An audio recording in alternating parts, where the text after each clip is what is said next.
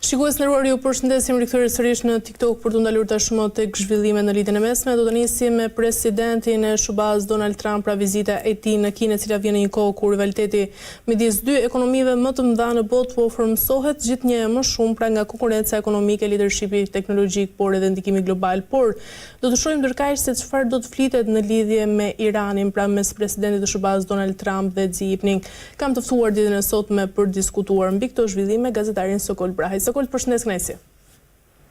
Përshëndetje, faleminderit për ftesën. Atëherë Sokol, për ta nisur me zhvillimet e fundit, fillimisht si e ke parë këtë vizitë të Donald Trump në Kinë dhe pse po shkon pikërisht në kulmin e luftës me Iranin dhe çfarë kërkon realisht nga Pekini? Po në fakt kjo vizitë ka qenë për të bërë më përpara, por për shkak të kësaj lufte, pra Amerika që filloi luftën me Iranin, u shty kjo dhe tashmë po shkon Trumpi në Pekin, i cili Trumpi ditë bëj show perfekt, ditë bindi opinionin e tij për Amerikan, por ashtu edhe botën në fakt, i cili showi i tij është një pjesë e politikës së tij, ndoshta edhe rinis nga rinia e tij deri në ditët e sotme, por vajtja e tij në Amerikë, në Kinë, nuk besoj që do të kemi një problem, domethënë apo do të ndalojë një luftë apo do të vi një paqe në botë apo do të ketë marrëveshje të rëndësishme mes Kinës dhe Amerikës, sepse si puna e kësaj, pra në kohën shumë delikate e cila u priste për shembull dhe takimi i vitit të kaluar mes Trumpit dhe Putin në Alaska nuk solli asnjë gjë të re, thjesht vetëm ishte një show perfekt i Trumpit dhe i shtëpisë së bardhë. Por po të njëjtën gjë do të kemi edhe me Kinën e sotme, ku tashmë dihet që vetëm këto 4 muajt e parë të këtij viti Amerika ja arriti që ta pengojë, pra të ndalojë dhe të minimalizojë furnizimin me naftë, me minerale të ndryshme, me karburante të tjera Kinën, pra qoftë nga Venezuela, por qoftë edhe nga Irani. Pra dhe kjo është një fakti që, si themi në Shqip, ja ka bë gropën Kinës dhe tash shkon për vizitë në shtëpi dhe unë pres që pas këtij takimi Trumpi të thotë që dolën me miliona njerëz, siç e pa thënë edhe herë të tjera, pra herën e tjetër ku pas janë para sa viteve në Kinë. Ta ishte shumë interesante që mira ushtarë të njëjtët përmasa, të njëjtë gjatësi, nderuan e respektuan, u dukshi si me qenë robot. Pra është një pjesë e Trumpit, por normalisht që ka një domethënie tjetër, sepse si gjeti vetë një rival ekonomik, jo ushtarak apo influencues në të gjithë globin, por nga ana ushtarake, nga ana ekonomike është rivali më i afërt që është me Amerikën, pra ku Amerika bëhet qarë për $32 trilion GDP-ja saj dhe Kina $20 trilion diku. Por gjithsesi ky është një show i Trumpit dhe i Amerikës, i cili nuk priti që të kemi domethënë një paqe në botë apo që presim ne që paktën lufta me Iranin të bëj presion Iranit, Kina dhe të ndalojë këtë luftë. Mendon Sokol se tashmë edhe SBA ka frikë pra se Kina mund të mbështesë ndoshta ekonomikisht ose edhe strategjikisht për Iranin në të gjithë të përplasjet tashmë në lidhjen e mesme? Në fakt nëse shohim shumë shkrime dhe analiza të rëndësishme të botës perëndimore, kjo kështu shkruhet dhe kështu mendohet, kështu flitet dhe në media, por unë shoh pak ndryshe sepse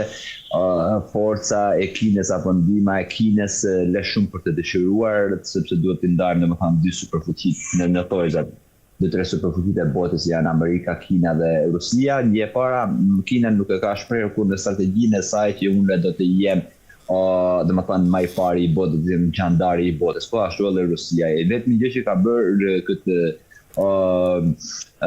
këtë që ka thënë domethënë në lidhje me këtë është vetëm Amerika, pra unë jam gjandari i botës dhe jam i vetëm. Sepse Kina nuk e ka thënë kurrë këtë në këtë aspekt. Nëse shohim ndihmën e Kinës, domethënë jo vetëm thjesht në Iran, por edhe në Venezuela, në vendet influencuese ku ishte Kina, të gjitha kanë dalë nga dora e Kinës, pra që nga kanali i Panamas, i Venezuela, tashmë dhe lindja e mesme, jo vetëm thjesht Irani, por edhe Arabia Saudite tashmë doli nga atë Emiratet e Bashkuara Arabe, po ashtu edhe pjesë të tjera ku janë furnizuese për Kinën dhe kështu që ndihma e Kinës në Iranin, pra unë nuk besoj që do të ndaloj apo do të japi një stop influencës amerikane në rajon pranë, sidomos në lindjen e mesme dhe krahas asaj duhet të thënë edhe kjo që Kina nuk është sulmuese, Kina është rusë, por do të thënë edhe kjo gjë tjetër që ai muret kinezët nuk kanë pas bërë kot para shekull më parë, të cilat ndoshta din të frenojnë ku duhet, domethënë Kina, dhe ne pa nga ana e humane, pra nga ana njerëzore, nga të drejtat e njeriut, nga teknologjia dhe shkenca, Kina po të thua se çdo gjë, jo të gjitha ndoshta, por shumicën e gjëra i ka copy-paste të Amerikës, pra të botës perëndimore, dhe nga ana e shkencës, Kina nuk është shumë afër perëndimit, është shumë larg Amerikës, po ashtu edhe populli, pra me pa GDP-n të ardhurat përfrymë të Amerikës dhe të Kinës, lënë shumë për të dëshiruar, cila Kina në këto ditë të sotshme, në sa duket nuk e ka edhe forcën apo edhe mbështetjen në thojza popullore, nga që ata janë ende gjysmë komunista, forcën popullore për të mbështetur një shtet tjetër siç është Iran. Sokolli, nga ana tjetër, sa rrezik ekziston për që lufta mes Shubasë dhe Iranit të shndrohet ndoshta në një konflikt shumë të gjerë global, ku këtu preken edhe Kina dhe Rusia? Në fakt, po, gjithnjë, domethënë nëse flitet për një gjë, si themi ne, nëse ka aty ndikon, domethënë patjetër që ka diçka poshtë, ka zjarr ndikon, por le shumë për të dëshiruar, pavarësisht se kjo lufta e Amerikës dhe Izraelit me Iranin me të vërtet që nuk është, duket tashmë kaluar në gati 2 muaj sa, duket që nuk është një strategji e thjeshtë e Pentagonit, pra atij vendit amerikan, e asaj vendi marrë se amerikan që di se çfarë është lufta, por është e marrë nga Trumpi dhe këtu me të vërtetë në arenën ndërkombëtare dhe sidomos në marrëdhëniet ndërkombëtare, në fakultetet e marrëdhënieve ndërkombëtare, tashmë unë besoj që duhet studiuar që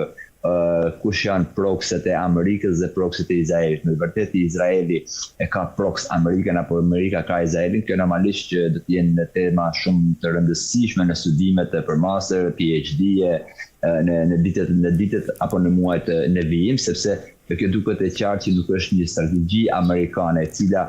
Amerika me dëmos që duhet ta mbarojë këtë luftë. Pra, në thojza do me një fitore perfekte, të prononcohet vetë popullit amerikan, duhet ta mbarojë këtë luftë sepse të bën të njëjtën gabim që bëri Rusia me Ukrainën, që tashmë ka 4 vite e sa, e cila ka ngelur aty, dhe Moska sot është problematike, pra dhe Moska nuk le gjumë rahat për shkak të Ukrainës, pra një vend shumë i vogël që në krahasim me Rusinë është 1 në 1 milion. E njëjta gjë edhe Irani në krahasim me Amerikën është 1 në 1 milion, por nëse Amerika gabimisht vazhdon të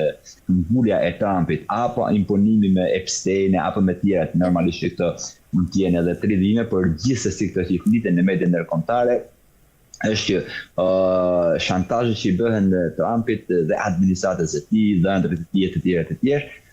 nga ana e Izraelit, me të vërtetë që nëse do të ngelin në këtë moçal Amerika në lindjen e mesme, atëherë Amerika do të shkojë në gradën i Rusisë, e cila nuk do të di të dalë më, por mund të aftohej këtë luftë në mënyrë perfekte, mund të vazhdojnë lufta, por mund të jetë një luftë, po të thuash, e ftohtë, e cila tashmë duket që në dorën e Iranit ka kaluar dhe ngushtica e Hormuzit, e cila i ka dhënë një epërsi psikologjike, por nëse shohim në rajon me vërtet që Amerika normalisht nuk mos të keq kuptohet nga teleshikuesit, se nuk po them që po humba Amerika, sepse Amerika është shumë më e madhe se sa Trumpi, kjo do të them kjo është shumë më e madhe se sa Rusia, Kina dhe Irani, por gjithsesi ajo pengesa aty që ngatërrohen këmbët Amerikës në lindjen e mesme mund të jetë pak influencuese pastaj në dekadat e ardhshme për Kinën dhe për Rusinë, por gjithsesi tashmë Amerika do të presim, sepse ato çfarë kishte të bënte Amerika në Iran, pra bombardimet mbi 13 apo 23.000 vende, pra nuk ka ngelur asgjë për të bombarduar, dhe ende nuk fitoi asnjë Amerika. Pra nuk humbi, nuk po them se nuk fitoi asgjë, pra nuk arriti dëshirueshmërinë e saj apo pritshmërinë e saj që kishte para 2 muajve. Dhe për këtë arsye Amerika besoj që shkon tani në Kinë dhe jep Kinës një mesazh krejt normal. Pra unë jam xhandari i botës dhe në këtë aspekt mos zgabo, pra që të mundohesh të kesh influencën time në një cet tjetër të botës. A mundet Sokol të përdor Kina pra krizën tashmë në lindjen e mesme për të zgjeruar ndoshta dhe ndikimin e saj global, por edhe për të dobësuar Amerikën? Patjetër që po, sepse çdo forcë, çdo shtet normalisht që qëllimet e para saj kanë të shkruar por të pa deshifruar në librat e tyre të kuq, pra çdo shtet dhe shteti më i vogël apo shteti më i ri i botës e ka një qëllim të tillë, dhe kjo është normale sepse vetë qenia e shtetit do të jetë ashtu. Dhe sidomos kur bëhet fjalë për superfuqi, pra në thojza superfuqi janë ata që kanë nuklear arsenal, Patjetër po, por nëse e shohim geostrategjinë për zgjerim, që mund të thëmë për influencë të Kinës, është krejtja kundërta me atë që njohim ne europianët apo bota perëndimore. Pra, është krejtja kundërta, mendojnë që me ekonomi mund të jenë influencues, pra vinë për shembull në thojë në Shqipëri, bën lagjet e tyre, bën mahallat e tyre, dhe pastaj pas 1-2-3 dekadash do të jetë domethënë kinez, por kjo nuk në botën e sotme, sidomos në mileniumin e ri, kjo nuk është duket funksionale, por do të bëjmë me patjetër. Kina ka disa zona perfekte, për shembull që tashmë kanë dalë propozitive për Kinën, por nuk duhet harruar edhe kjo që Kina investoi me miliarda, me triliona dollar që në Amerikën Latine, pra në Panama, në Venezuela, po ashtu në Indien e Mesme, në Europë të gjitha, dhe tashmë gati 80% të gjithë portave, sepse dihet tregtia ndërkombëtare në botë bëhet 90% është përmes anijeve, pra përmes detit, dhe mbi 80% e porteve kineze të cilat janë privatizuar, ose janë marrë me koncesione për 29 apo për 59 vjet apo për 100 vite, tashmë ja ka marrë Amerika, po të thosh që kanë gjetur vetëm 2-3 të veqe në Europë, por të cilat pa kaluar dhe pa paguar takset për Amerikën, përsëri nuk vinë dot në Europë. Në këtë aspekt Kina mundohet, por ne ndoshta mund të bëjmë edhe një gabim metodologjik, të cilët e krahasojnë Kinën me Amerikën, por në fakt janë gjëra të ndryshme, sepse Kina nuk është për të qenë gjandari i botës, pra nuk është ajo si Amerika thotë o me dashni, o me luftë do të jesh imi. Këtë Kina nuk e ka thënë, sepse di që forca e Kinës nuk është në krahasim me Amerikën është shumë e vogël, por nga pyetja nëse kthehem me dy fjali pyetjes tuaj, Grisela është që po, Kina mundohet të influencojë, të jetë influencuese në zonat e tjera, dhe i ka dalë në fakt edhe një joker në dorë, por se sa do të ja lejoj Amerika këtë në vitet e ardhshme, unë besoj që të paktën tani për tani Amerika nuk i lexon në dorë Kinës, as Rusisë, as një forcë që mund të jetë rivale me Amerikën. A ekziston sokol mundësia për një marrëveshje mes SBA-s dhe Kinës pra pas kësaj vizite, apo do të kemi një tension edhe të mëtejshëm? Në fakt, tensionet janë pak edhe artificialisht, e cila me Tajvanin për shembull ne flasim, dhe në arenën ndërkombëtare të Tajvanit, por ndoshta nga që jemi shumë larg Kinës, nuk e dim realitetin e zonës apo e rajonit kinez, sepse Tajvani është një mrena Kinës, pra Tajvani nuk është një shtet i njohur nga bota. Por ka një gjë shumë të rëndësishme, pra prodhimin e çipeve është një ndër superfuqitë, është një ndër prodhuesit më të mëdhenj të botës, dhe ka dhënë fuqi, dhe sa herë në Tajvan vinë forcat ultranacionaliste tajvaneze, pra për zgjedhje për qeveri, atë në të gjithë media ndërkombëtare rrihet ai problemi që ata në Tajvan do të marrë pavarësinë, do të ikën nga Kina e të tjera, dhe këtë përdoren normalisht, që janë super perfekte për të dobësuar, pra për të thithur gjakun avash një superfuqie, pra është shumë e rëndësishme ato problemet e vogla, të cilat duken të vogla, por harxhon shumë energji dhe shumë gjak ai shtet aty. Pra për Kinën është një plagë shumë e keqe, e cila nuk shërohet, por jo se është një plagë vdekjepruese për Kinës, por sidomos Amerika këtë përdor si një plagë vdekjepruese, e cila në të vërtetë i ka dhënë prioritet edhe në rajon Amerikës. Dhe në këtë aspekt duket pra që do të kemi marrëveshje, por çfarë marrëveshje do të kemi, domethënë, me këtë do të shohim përcaktimet e Trumpit, sepse edhe ditën e dieshme është shumë interesante që ato që bëjnë anketimet më të rëndësishme të opinionit amerikan thanë që për herë të parë Shtetet e Bashkuara të Amerikës, pa tashmë 2 dekada, 2 shekuj më falni, kemi një president që 98 herë në ditë gënjen, ose nuk e thot të vërtetën. Pra, kështu që do të presim se çfarë do thotë zoti Trump, por gjithë influenca amerikane në rajon, pra afër Kinës, dihet që është shumë prore para Kinës, edhe pse ne Kinën e shohim si një superfuqia influencuese është Amerika, të cila edhe Trump i shkon me një dorë shumë të lartë, domethënë në Kinë, nuk është se po shkon as se po shkon ke i malli, por i malli shkon në thojza rivali i tij, e cila edhe Kina në fakt është e gatshme të ofrojë Amerikës shumë mund të themi shumë lehtësime për zgjedhjen e disa probleme të cilët për shembull Amerika nuk po arrin të zgjidhë. Për shembull për luftën Ukrainë Rusia e cila është problematike për Europën dhe dihet që në kohët e fundit Europa me Kinën po ka zhvillon marrëdhënie shumë të rëndësishme, të cilat këtu Kina mund të jetë, domethënë ndërmjetësuese që të zbusi marrëdhëniet Moskë-Bruksel, pra Bashkimi Evropian Kinë, por në aspektin e Iranit nuk besoj që Trumpi do t'i kërkojë diçka sepse Amerika në lindjen e mesme është e prore e cila duke krijuar kaos e ka kontrollin rajonal. Sokol, nga ana tjetër, një tjetër informacion është se Arabia Saudite ka kryer sulme të shumta të papublikuara ndaj Iranit në një shenjë hakmarrje pra për sulmet e kryera gjatë luftës në lidhjen e mesme. Dhe kjo sipas dy zyrtarëve perëndimor të informuar për këtë çështje dhe dy zyrtar iranian. Sokol, pse Arabia Saudite vendosi të godas drejt për drejt Iranin dhe pse këto sulme janë mbajtur të fshehta deri tani? Grisela, në fakt lindja e mesme është shumë ndryshe nga ajo që flasim ne dhe unë kur flas me kolegët e mi atje me akademik, me miq të rëndësishme të atyre zonave, vazhdimisht thonë që ju perëndimorët nuk na kuptoni atë neve, çdo gjë është shumë ndërthurë dhe nuk është ashtu siç e shihni në fotografi. Për shembull, japim një shembull shumë interesant që shumë bombardimet në zonë, pra qoftë në Emiratet e Bashkuara Arabe, pra në të gjitha të shtetet e Gjirit Persik, po ashtu edhe në Irak, brenda në Irak, në Siri, në Arabinë Saudite, dhe bombarduar gjoja në thojza nga Irani. Ata janë bombarduar nga një bazë ushtarake izraelite e cila ka bërë në Irak, i cili qeveria e Irakut, pra shteti irakian, por edhe inteligjenca tjera të huaja nuk e kanë ditur që Izraeli ka arritur të bëjë një bazë aq të madhe sa të juajë të gjitha vendin. Dhe përse e bën këtë Arabia Saudite, po duhet të thënë që në rajon kemi probleme, pra nuk kemi vetëm problemin hebre musliman, por kemi problemin edhe brenda sekteve të gjitha feve. Pra edhe që futet mes tyre kanë problemet e tyre jetike që vrasin e presin njëri tjetrin. Në fakt jo vetëm nuk është për iluzion, por është realitete. Po ashtu edhe në pjesën muslimane, pra në pjesën muslimane sunite kemi probleme etike, pra Iraku, Irani, Siria të tjera, po ashtu edhe në botën shite. Dhe nëse shohim në aspektin e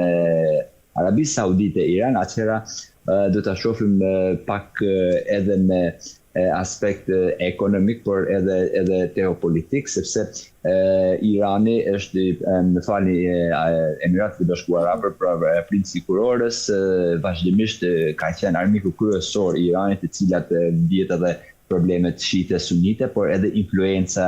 në rajon, sepse Arabia Saudite është e para, domethënë, e botës muslimane në thojza, ku atje shkojnë për haxhe për të gjithë bota muslimane, të gjithë muslimanët nga gjithë bota, kurse Irani është pak ndryshe, por me të vërtet Arabia Saudite ka bombarduar Iranin dhe me të vërtet kanë qenë apo janë bërë nga proxy të tjera, apo nga flamur false, pra ka bombarduar dikush tjetër. Këtë ndoshta mund ta shohim në ditët e vijnë, por ndoshta nuk mund ta dim krejt, por Arabia Saudite dhe princi kuror është shprehur krejt haptas që me patjetër po paguan Amerikën që kjo luftë mos të mbarojë pa eliminuar të gjithë Iranin, sepse është problematika jetike për Arabinë Saudite është Irani, sipas atyre. Mirë, Sokol, për ta mbyllur, ndërkaq apo përpiqen Shtetet e Bashkuara të Amerikës të përdorin aleatët arab për dobësuar Iranin, por pa hyrë vetë pra në një luftë të drejtë për drejtë? Tashmë po, kjo duhet ta shohim edhe ditët e fundit, ku për shembull edhe zoti Trump tha që ne kemi dërguar armë, kemi dërguar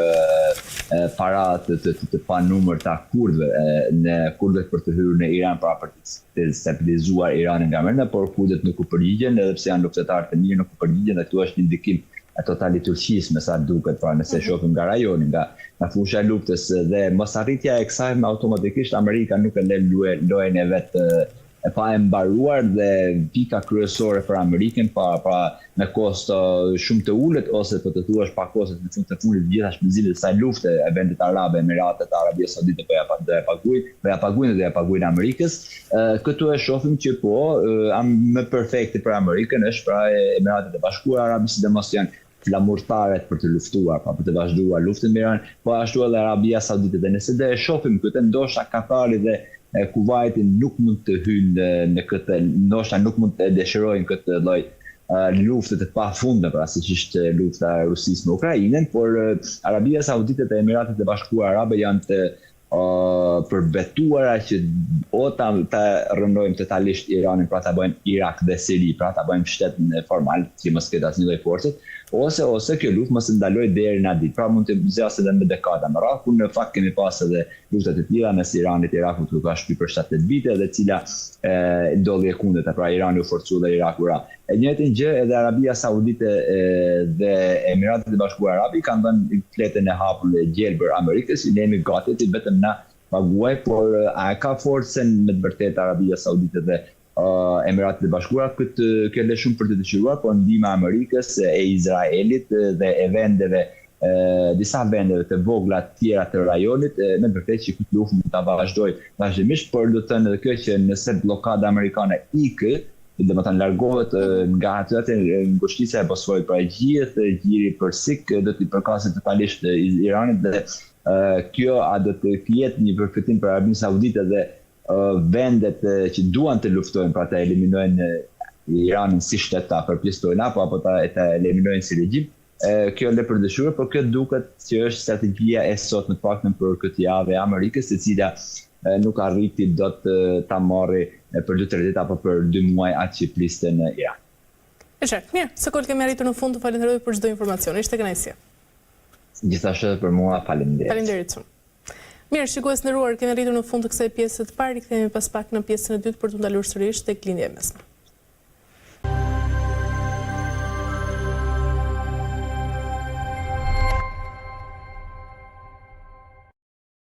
Mirë, shikues nderuar, jemi rikthyer tashmë në pjesën e dytë ku do ndalemi sërish tek vizita e presidentit të SBA-s Donald Trump në Kinë, pra për takimin që do të ketë me Xi Jinping. Dhe sigurisht kjo vjen në një kohë, siç e tham, kur rivaliteti midis dy ekonomive më të mëdha në botë po formësohet gjithnjë më shumë, sigurisht nga konkurenca ekonomike, leadershipi teknologjik, por edhe ndikimi global. Kam të ftuar në këtë pjesë të dytë zotin Ardian Lezi. Ju përshëndes, kënaqësi. Përshëndetje, nderuar, kënaqësi për ftesën. Zoti Lezi, atëherë ta nisim me takimin e Donald Trump pra me Xi Jinping në Kinë. Pse pikërisht Donald Trump po shkon në këtë moment pra në kulmin e luftës me Iranin në Kinë dhe çfarë do të kërkojë realisht nga Pekini? E vërtet është nderuar, siç e thatë edhe ju në parantezë të këtij panelit, arsyet e vërteta janë pikërisht kjo vizitë bëhet në një moment kritik, janë marrëdhënies midis dy shteteve, dy aktorë më të fuqishëm sot botë në aspektin edhe konkurrencës tregtare, por edhe gjithë çka që lidhet me këtë konkurrencë, në teknologjinë, armatimet, çështjen e Tajvanit, marrëdhëniet me Korenë, sidomos edhe konfliktin në lindjen e mesme me Iranin, i cili është në një pikë kritike të konfliktit dhe ky takim merr një rëndësi të veçantë pikërisht edhe për këtë agendat që janë para tij, ku kushtrohen çështje të një rëndësie të madhe, cili do vendosen edhe ardhmja e marrëdhënieve midis shtetit, po edhe dinamikat e zhvillimeve edhe të konfliktit në rastin konkret, konfliktit në lindjen e mesme, ku po diskutohen edhe për pikat për arritjen e marrëveshjes, negociatat të cilat janë, por që nuk kanë ardhur në një moment konkludues të saj dhe duke pas parasysh çfarë përfaqëson Kina këtë raport me Iranin si mbështetja kryesore e tij mbrapa vij, pa cilën nuk është siguruar e fitore e SBA-s dhe ka garantuar në farë mënyrë dhe mbijetesa rezistenca e Iranit. Kina merr një rëndësi shumë të veçantë për të diskutuar të gjitha këto pikat që kanë bën qoftë në aspektin e tregtisë globale, kemi parasysh tarifat që kanë vendosur ndaj mallave kineze, si kundër edhe aspektet e tjera të sfidave të sigurisë, kemi parasysh marrëdhënie me Tajvanin, ku SBA-ja është furnizuesi kryesor i armatimeve në Tajvanin dhe këto çështje mund të përdoren edhe shkëmbim për të arrit marrëveshje për çështje të tjera. Kemi parasysh mund të përdoren edhe si monedha shkëmbimi, që Trump është i prirur në këtë lloj, po themi, marrëveshjes transaksionale, në kuptimin e asaj që në bazë të cilës qëndron parimi mjet t'jap, po t'jap diçka nga Tajvani apo një lehtësim të tyre tarifave, po sikundër na mundso edhe arritjen e marrëveshjes në krizën me konfliktet e Iranit për sa i përket ngushtisjes së Hormuzit, e cila është bërë, po themi, sherrri kryesor dhe dan dinë edhe pasojat e kësaj që nuk po jepet një zgjidhje. Janë shumë çështje për diskutuar, kemi parasysh që këto lidhen edhe me formatin e gjithë atyre të cilët shoqërinë Trump. Po kemi parasysh përfaqësuesit më të lartë të teknologjisë amerikane, cilët janë edhe ato pjesë e kësaj diskutimi, çështje tregtare, çështjet e marrëdhënies të SBA-s me Tajvanin, me Alatë dhe të tjerat, por në fokus kryesor gjithashtu është edhe kriza në linjën e mesme, kriza në linjën e mesme dhe zhbllokimi i situatës në kanalin e Hormuzit. E qartë, zotëri, nga ana tjetër, sa rrezik ekziston që lufta SBA-Iran të shndrohet ndërkaq në një konflikt shumë më të gjerë global, ku të përfshihen këtu Kina, por edhe Rusia? Nderuar, pra të thënë që ky takim është i pritë dhe është në një moment krucial të zhvillimit të luftimeve në këtë linjë mesme, dhe thash që mbijetesën e këtij konflikti në kuptimin e asaj të pakursyes që është dhënë Iranit nga ana e Kinës, qoftë infrastrukturë në sisteme mbrojtëse, po ashtu në elektronik, në informacion, po sikundër edhe nga Rusia, ka bërë që ky konflikt të zgjatet, të rritet kosta e tij dhe Irani të fitojë kohë dhe të lodhet. Ndonë strategjia e përdorur nga palët është që Irani synon ta lodhë SBA-n, të arrit kostin e konfliktit dhe të efektet e cilët do të shtrihen gjithandej, të jenë efekte globale, nga ky rajon të jenë efekte globale, në mënyrë që synon të prishet kohezionin ndërkombëtar lidhur me mbështetjen që kërkon SBA-ja në këtë konflikt. Dhe shkaku kryesor i saj është pikërisht është Rusia dhe Kina dhe Rusia, pa të cilën nuk mund të vazhdojë, pa mbështetjen e cilën nuk mund të vazhdojë. Për këtë arsye që nëse do të kemi një rezultat dhe një marrëveshje nga ky takim i shumë pritur në një moment kritik, edhe të kryej zhvillime, po edhe luftës tregtare midis dy aktorëve më të rëndësishëm, do të kemi paqe apo të kemi vazhdimin e saj, dhe në varësisht nga kjo dinamikat janë të tilla sa që konflikti mund të përshkallëzohet, do të vazhdojë rezistenca e Iranit në strategjinë e zgjedhur për tij që mbrojtëse, por edhe kundërsul në kuptimin e asaj që do të godas me infrastrukturën, me mjetet dhe sistemin e mbrojtjes raketore, por edhe gjithë ato të tjera të cilët Irani i ka treguar që i ka dhe i disponon dhe i mirë administron ato, sistemin e mbrojtjes raketore, goditjeve raketore, në ndeceve, e dronëve, të cilët kanë sjellë pasiguri, jo stabilitet dhe panik në lindjen e mesme dhe në kanalin e Hormuzit, ngushtisjen e Hormuzit, dhe kjo marrëveshje, ky takim ka pikërisht këtë rëndësinë më të madhe, ndalimin e konfliktit këtu, por që nuk është thjesht vetëm ky, por është edhe çështje të tjera të rëndësishme që ndajnë të dy aktorët më të rëndësishëm për ato të cilët ato kanë shqetësim marrëdhënie me një tjetër. Kina dihet që është një kërcënim real për SBA-n, dhe është i paraparë i tillë edhe në dokumentat e reja strategjisë sigurisë kombëtare, në dallim ato të mëparshme që Kina shihet si kërcënimi kryesor ekzistencial i SBA-s në këtë moment, dhe si i tillë ka marrë një vlerësim në analizat e vlerësimit të mjedisit sigurisë i botë. Kina shihet si kërcënimi kryesor ekzistencial në dallim me në çastin e mëparshme që kishte, qoftë kjo edhe me Rusinë, e cila sot shihet si konkurrent, po jo si kërcënim rajonal, ndërkohë që Kina ka një status disi më të fortë në kuptimin e konkurrencës dhe një sfidës globale, për çështjet globale, cilat qoftë aspektit tregtar, por ato të aspektit të sigurisë. Kemi parasysh shtrihen gjithandej të investimeve kineze përmes projekteve gjigante globale,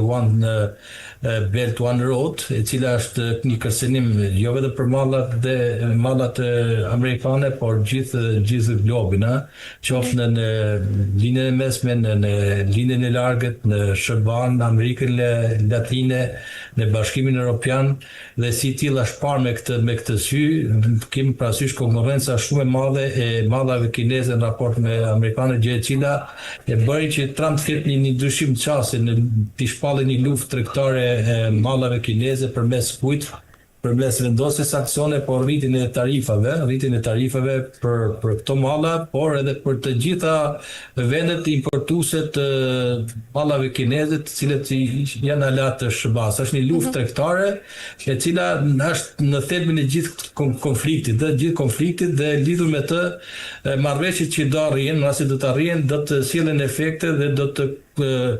çojnë edhe në rritjen e marrëveshjes edhe armë pushimit edhe në lindjen e mesme, sepse në thelbin e këtij konfliktit janë pikërisht këto aspekti ekonomik, aspekti tregtar, ku zona tashmë janë të realizuar si zona ndikimeve geostrategjike, geoekonomike, përplasësh midis këtyre bloqeve, dhe rasti dhe shembulli i Iranit ne kemi treguar që është më tipiku dhe konkret i kësaj përplasje. Sikunda është edhe ajo e Ukrainës, por lidhur me Kinën është kjo që merr një rëndësi shumë të madhe pikërisht edhe ky takim, ku nëse do të arrihet kjo marrëveshje, kemi parasysh që do kemi edhe një anpushim të shpejt, edhe një kristalizim të situatës, një pashtim të kësaj zone. Qartë. Zoti Rezi, nga ana tjetër, a mundet të përdorë Kina tashmë krizën e rritjen e mesme për të zgjeruar ndikimin e saj global dhe për të dobësuar Amerikën nga ana tjetër, dhe kjo vizitë tashmë e Trump në Pekin, mendoni se është pranimi i saj se SBA nuk mund ta menaxhojë tashmë e vet me krizën globale? Shikoj nderuar, po të shohim rreshtimin e bllokeve sot që janë realizuar Brexit, po jo vetëm ato të karakterit geostrategjik dhe geoekonomik. Kina është përfaqësuesja kryesore e sistemit multipolaritet, në kuptimin e sistemit multilateral, me Rusia, Kina, dhe vendet e jugut, të cilët janë rreshtuar për krah në alternativën konkurruese ndaj perëndimit. Dhe kuptohet kjo ka qenë një sfidë e hapur në aspektin jo vetëm ekonomik financiar, por në çështjet e sigurisë. Dhe si tillë është parë një zgjerim i këtij bllokut ndaj bllokut perëndimor, dhe gjithë konfliktet që ndodhin anë mban është pikë parë, është një përplasje geopolitike, geostrategjike e bllokeve dhe gjithë shteteve anëtare të këtyre bllokeve respektive në raport me njëri tjetrin. Dhe Irani, duke pas parasysh rreshtimin që është për krah Kinës, Rusisë dhe bllokut euroaziatik, shteteve të jugut, si pjesë anëtare e saj Brexit, po jo vetëm, kemi parasysh merr një rëndësi të madhe edhe mënyra se si trajtohet kjo çështje e diskutimit, dhe mund shihet edhe si një instrument me cilën palët në bisedime mund ta përdoren si koncesion të njëra tjetrën. Ai që thamë, do të marrëveshje transaksionale apo marrëveshje tregtare, në thelbin e saj që lën jap këtu të jap një mundësi tjetër diku tjetër, dhe si tillë mund të shihet si monedë shkëmbimi, po nuk besoj që rasti i Iranit është kaq i lehtë në kuptimin e saj, duke pas parasysh trashëgiminë historike, politike, religjioze, atë perandorake të Iranit, cilët kanë një krenari, po themi krenari që lidhet me historinë e Iranit, të regjimit të tij, dhe janë disa shtylla që e mbajnë mbijetesën e tij krahas kësaj mbështetje ndërkombëtare, por që absolutisht është e vërtetë që në këtë lloj rrështimi palët kanë detyrime për njëra tjetrën, kuptimin e asaj që për aq kohë sa do të mbështes, jemi detyruar që të përdoret edhe kjo situatë në funksion të arritjes marrëveshjes globale, dhe nuk është habi dhe çudi që marrëveshja me Dan Samiti SBA-s me Kinën, në rastin konkret takimi që vjen me presidentin Trump, përfshin agjendën e Iranit absolutisht, madje mund të jetë ndër edhe kryesorët, sepse të tjerat janë derivative, në sensin e asaj që thelbin e tyre janë tregtia, janë teknologjia, informacionin, janë sfidat e sigurisë në Kinën Jugore, me Tajvanin, po edhe marrëdhënien me Korenë e Veriut, po edhe me gjithë të tjerat, rrethjak si kundër edhe me Rusin, dhe këto çështjet globale gjithmonë kanë janë ato të cilët sfidat janë ato që i bashkojnë dy superfuqitë apo aktorë në dallim me ato që mund t'i ndajnë dhe të mëdhtë bëjnë ata që duhet, e kemi thënë, ata që duan, ndërsa të vegjëlit, po jo në rastin e Iranit, bëjnë ata që duan ato të mëdhtë që i imponohen përmes rregullave të tyre, përmes marrëveshjeve. Dhe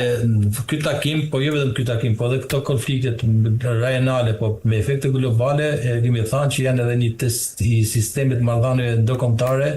ai që quhet rikonfigurimit e tij në një sistem multipolar ku pranohet tashmë ekzistenca e disa poleve nga një rand perëndimi kolektiv, ai që quhet perëndimi kolektiv me vlerat mëstojnëse të saj të lirisë, demokracisë, sistemit të drejtës, mbrojtjes të drejtave të njerëzit, ekzistenca e OKB-s e shumë institucioneve globale të cilët ndërmojnë këto rregulla, por nga ana tjetër kemi një sistem alternativ të cilët nuk i pranojnë në kundërthënie të tyre, duke u nisur thjesht nga interesat nacionale të këtyre shteteve dhe blloqeve, të cilët janë në rivalitet me to, qoftë në aspektin ekonomik, qoftë në aspektin e sistemit financiar të ndryshëm nga i perëndimor, po ashtu edhe në aspektin e rregullimit të sistemit në tërësisht sipas normave dhe vullneteve të tyre, do të kërkojnë që ta sfidojnë këtë sistem gjithmonë në kuptimin e forcës dhe fuqisë që kanë këto shtete. Në një farë mënyrë sistemi është i rënd de facto, jo de jure, pa aq kohë sa ato ekzistojnë, por që nuk funksionojnë de facto. Kemi shkeljet ligjit luftës, siç janë konfliktin në Gaza, po ashtu në Iran, po ashtu edhe në konfliktin Rusi-Ukrainë. Superfuqitë dhe shtetet e forta bëjnë ata që dëshirojnë të bëjnë, ndërsa të tjerat janë të detyruar të imponohen vullnete të mëdhenj dhe bëjnë ata që të mëdhenj dëshirojnë të bëjnë. E qartë, mirë zërezi, e mbyllim me atë çka ka ndodhur nga Arabia Saudite, e cila ka kryer sulme të papublikuara ndaj Iranit në një shenjë hakmarrje pra për sulmet e kryera gjatë luftës në Lindjen e Mesme. Dhe kjo e thënë sipas dy zyrtarëve perëndimor të informuar për këtë çështje, por nga ana tjetër dhe dy zyrtarë iranian. Pse Arabia Saudite, zoti Lezi, vendosi të godas drejt për drejt Iranin dhe pse këto sulme u mbajtën të fshehta dhe nga ana tjetër, a është ndoshta duke u përpiqur SBA-ja të përdorë aleatët arab për të dobësuar Iranin pa hyrë vetë pra në një luftë të drejtë për drejt? Ndërruar dihet tashmë dhe rivaliteti që ka dhe Arabia Saudite, një shtet me shumicë suni në raport me Iranin që janë shiite, dhe kuptohet konkurenca atyre gjithmonë ka qenë e hapur, por edhe fshehur për rivalitet dhe për dominim të lindjes me dhe kush do të jetë shteti lider. Dhe në asnjë rast Irani po edhe Arabia Saudite nuk e kanë pranuar njëri tjetrin në këtë lloj përpjekjesh. Don projeksionet e Iranit në Lindjen e Mesme tashmë janë të njohur përmes proksave të vetë, qoftë milicisë shiite, qoftë në Sirinë, në Irak, në Hezbollah, në Gaza, Houthit në Yemen, por dihet nga ana tjetër edhe aleanca që ka Arabia Saudite me SBA-n, dhe çfarë vetvete përfaqëson në aspektin jo vetëm demografik, por edhe në aspektin gjeografik, por edhe që është pjesë e gjithë marrëveshjes që SBA-ja ka pasur në kuadrin e asaj të marrëveshjes Abrahamit për të paqësuar Lindjen e Mesme, i ka paraprik kësaj me marrëveshjen me Arabinë Saudite dhe shtetet e tjera arabe në kundërbalancim me atë që Irani ka tentuar ta sfidojë. Dhe gjithmonë Irani në këtë konflikt i ka paralajmëruar shtetet të cilët do të jenë në pjesë e rreshtimit të bllokut me Izraelin dhe me SBA-n, të cilët do të sulmojnë, do të cënojnë sovranitetin e Iranit dhe interesat e tij, duke dhënë shenja atyre që unë jam i gatshëm për të sulmuar në rast se ju do të jeni pjesë e kësaj aleance dhe do të më kërcënoni. Dhe pavarësisht skenarëve apo pavarësisht që nuk janë bërë të njohura, kjo kanë qenë qëllimore në funksion të asaj që nuk ka tentuar që të përshkallëzohet ky konflikt, sepse nëse do të përshkallëzohet në gjithë Lindjen e Mesme, kemi parasysh do të kishim një panoramë të tjetër, nisu nga fakti që gjitha këto shtete nuk janë shumë fragjile për sa i përket goditjeve të mundshme që mund të vinë nga Irani, nga potencialet e mëdha që ka sistemi raketor atje, nga infrastruktura e fortë e bollshme e Iranit, nga gjeografia e tij, cila është avantazh konkurrues në raport me këto vende të tjera, të cilët janë vende me shkretir, por që kanë një infrastrukturë energjetike të tillë sa që është lehtësisht të ekspozueshëm në rrisjet e goditjeve, dhe Irani ka paralajmëruar që nëse ju do të vazhdoni ta mbështesni, atë gjithë infrastruktura kritike do të bëhet prej këtyre goditjeve, dhe pikërisht nga kjo për të mos përshkallëzuar këtë konflikt dhe duke dhënë mesazhe drejt për drejt të Iranit ndaj tyre që nëse ju do të bashkoheni apo do të godisni, atëherë unë do të godas çdo gjë, çdo lloj objektivi, dhe pikërisht këtu janë frenuar palët. Gjithë shtetet arabe janë frenuar dhe kanë marrë përsëri për edhe atë rrezikun e madh që mund të vijë. Ke parasysh jo vetëm Arabia Saudite, e cila është goditur, por po kështu edhe Emiratet e Bashkuara, Katari të tjerë, të cilët çfarë janë rreshtuar për krah të bllokut, por nga ana tjetër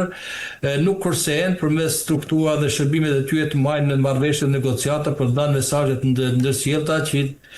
për të arritur marrëveshje dhe për të mos të eskaluar konflikti